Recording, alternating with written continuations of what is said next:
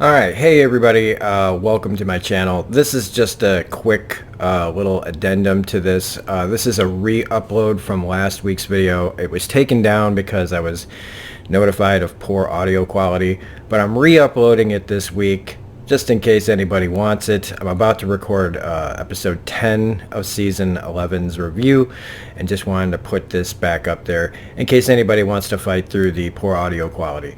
What happened was my film software reverted back to the webcam microphone, and I did not notice because I hadn't made anything in a while and I didn't know that was a thing. Now I know. So double check your equipment before you go on, even if you have made a video like 30 seconds ago. So I hope you guys enjoy this first episode of part 2 of The Walking Dead final season's first episode, and leave me in the comment section what you guys thought about this episode. I'm going to start recording episode 2, or episode 10's video. Episode 2 of the new part. See ya.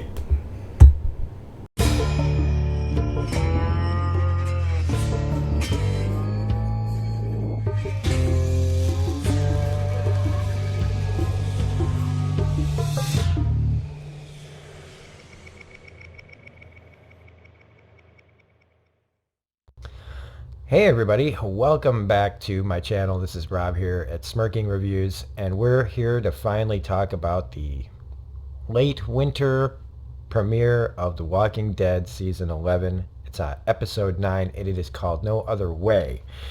And I usually get up in my full Negan outfit, get the bat, get more Funkos out, but I'm still kind of scaled back on my channel and taking some time to work on some things personally and otherwise.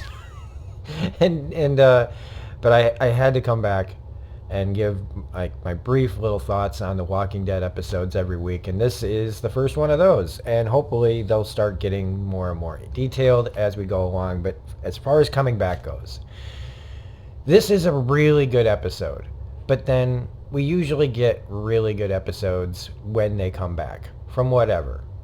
It's kind of nice, you wish that there'd be more really exciting episodes like this in the middle sections of some of the seasons, and that's not happened before. But we're in familiar territory where we have the culmination of everything that's kind of been happening, at least in this section of the story, to a head. I really like that we kept it contained to Alexandria and Negan and Maggie and Daryl's plight with the end of this new group of Reapers, just the next new bad guys. And the real wrinkle in this is that they had this Rush storyline that even Norman Reedus says recently that it felt Rush, of this romance between him and this girl named Leah. And while I do think that actress is great and I like that they set it up, it did feel kind of like thrown out of left field. That it's like they just finally wanted to answer does Daryl like girls? I don't know. But it did come out of nowhere. Because we've had all these different kinds of storylines about who Daryl likes, who Daryl doesn't like. What does Daryl like anybody, And that really doesn't concern me as far as the storyline goes. I think that worrying about Daryl and who he likes, or doesn't like, just doesn't concern me. I don't really care. I have never seen Daryl as a very sexual character as far as like wants and needs. He's just always been kind of Daryl. But that it's all fine. But this is like all action, and I think there is some really good tension, even if I've seen a lot of seasons of this stuff. Other than I think the Rick's kid, Judith, her thing in the basement was tense, but I'm like, they're not killing two little kids. They're just not. And part of me, I don't know what this says about me, I was like, if they're going to subvert expectations, kill a kid. I didn't want that. I don't want to see that, but they, I don't think they might do look at the flowers, but I don't think we're going to see a kid get eaten. The real tension came from when Aaron arrives to take care of, the girls. I honestly thought this could be the end of Aaron. This was a lot, and I don't know how I feel about, like, I'm glad the character lived. I'm glad that the character had one of the most amazing deaths, kills, I should say, on the show, when he crushes the head of this zombie with the help of his new, well, not new, but the help of his arm replacement, is really, really cool. But it really did feel like old Aaron might be down for the count in this. They pulled the rug out from under us. But, I'm kind of wondering. A lot of times they tease somebody's death, and it's coming, and we don't see it. Will they kill Aaron after everything else, and him being the father of this girl now? I don't know.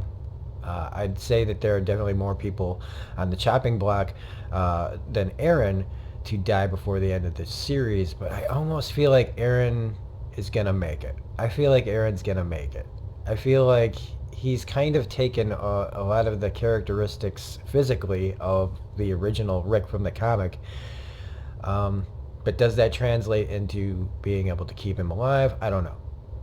The person who really surprises me and continues to surprise me is the evolution of Seth Gilliam's Father Gabriel character. Now, when he showed up on the show and in the books, he was pretty similar ways, and not a lot of people, I don't think, really cared for him.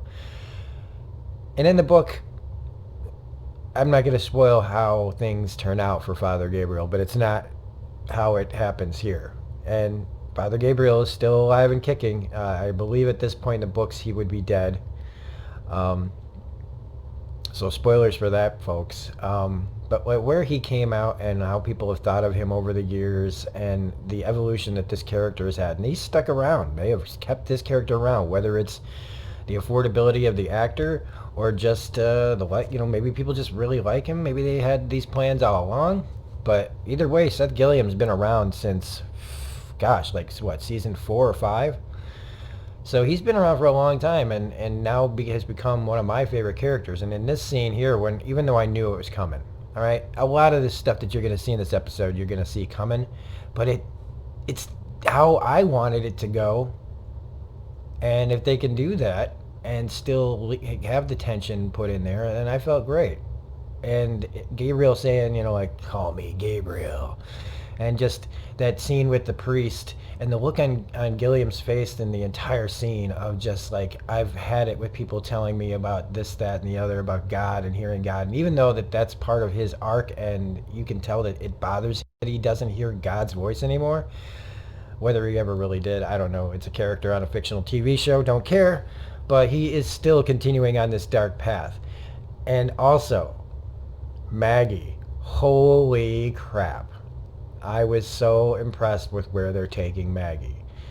But it's also kind of sad because where they're taking Maggie, it appears to be where they're leaving Negan. And I'm kind of embarrassed that I didn't get in my full Negan regalia, because is this the end of Negan on the Walking Dead version of this show? Now, I don't mean that he won't show up in a spinoff or maybe in a finale, but this kind of feels like Jeffrey Dean Morgan's exit from the show. Literally, his character's leaving.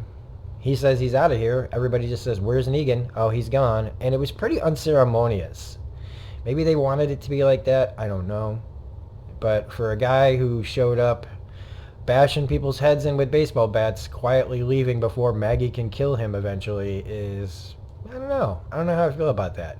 But how I feel about Maggie learning the lesson from Negan, at least she's chosen to take what he said and run with it, which is, I would have killed every single one of you people if I had things to do differently. Now, does that mean that Negan's not changed? No, I think that Negan has changed, but it doesn't mean that he doesn't think about, like, when you've got that much a lot of time to think, you're going to have a lot of thoughts. And at least he's being honest. I would have killed all of you. And so when you have this situation with Leah and her group, who, despite how cool the fireworks scene was, they were all going down. And those scenes were also really good of them just taking these guys apart and threatening them, and showing that how little of a threat they really should have been to our people, our group, you know. And the fact that they've been following this guy around, and we don't deal with the fact that she lied about everything to keep her family together, and him, you know, they're just slowly dealing out death to the Reapers. Um, was pretty great. I really liked it. They gave the audience, I think, a lot of what they wanted, which was individual kills. Like, take these people out one at a time and make it personal, because what they've been doing is personal. And the final, acts to these people was great. Now, when you get to the point where Daryl, because of his feelings for Leah, is trying to control this situation a little bit better and trying to find new ways to do things, because yes, he has a point. I don't know why it took them 11 seasons. Well, it didn't take them 11 seasons, but they're making a hard point that here we are, we've survived everything else, and we're still killing each other.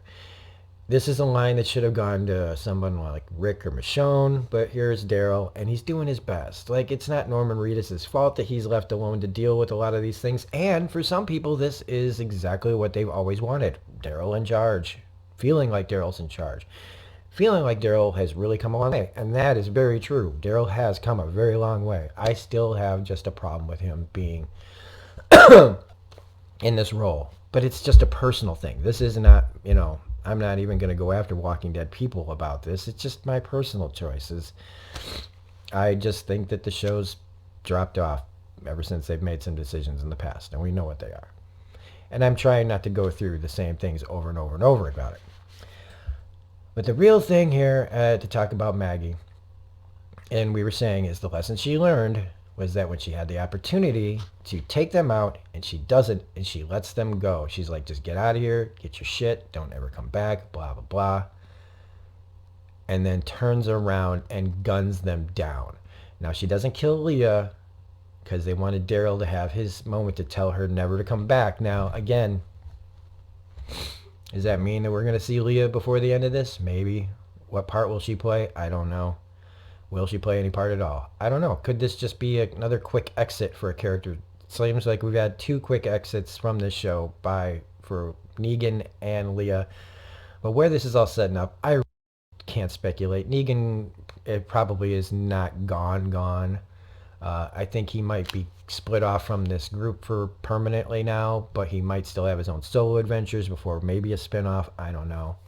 It's still making money, so they're going to try to get as many different things going for The Walking Dead as long as possible. And I'm probably here for some of it, not all of it. The Walking Dead World Beyond, I'm not here for. Also, the guy's name, the one that's everybody's trying to kill, his name is Carver. Now, I don't know if anybody remembers The Walking Dead Telltale game, but there was a guy played by Michael Madsen named Carver, and I didn't know if that was some kind of nod to the universe. I'm not saying that this guy is Carver, but he kind of looked like a younger version of what that character would look like, and he was a bad dude too, and so I thought that was interesting. Even if it's nothing, it could be just an Easter egg. The Daryl knife fight, all really good. All the action in this, fantastic. It shows how great the team behind making this show has become. Like, you can say what you will about storylines, but production-wise, these people are still really doing a hell of a job after this many years. The hallway fight was great. There were so many things in here that it was over really fast and really quickly. Alden's dead.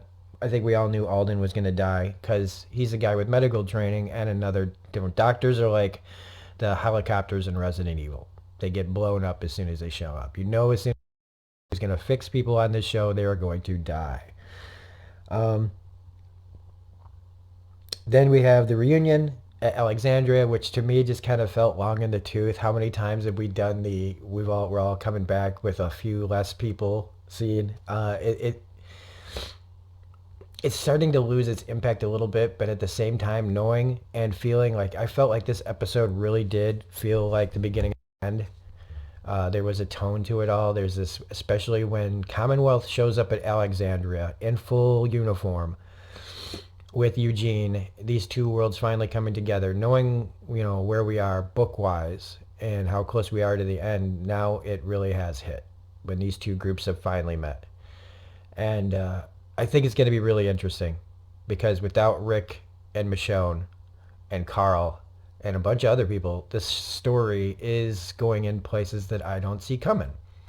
And when we go to 6 months later and there's Daryl in uniform at Maggie's door, I thought it was really interesting that it was these two facing off at each other at the end of this because they were the ones who were planning on taking power from Rick after the whole don't kill Negan thing.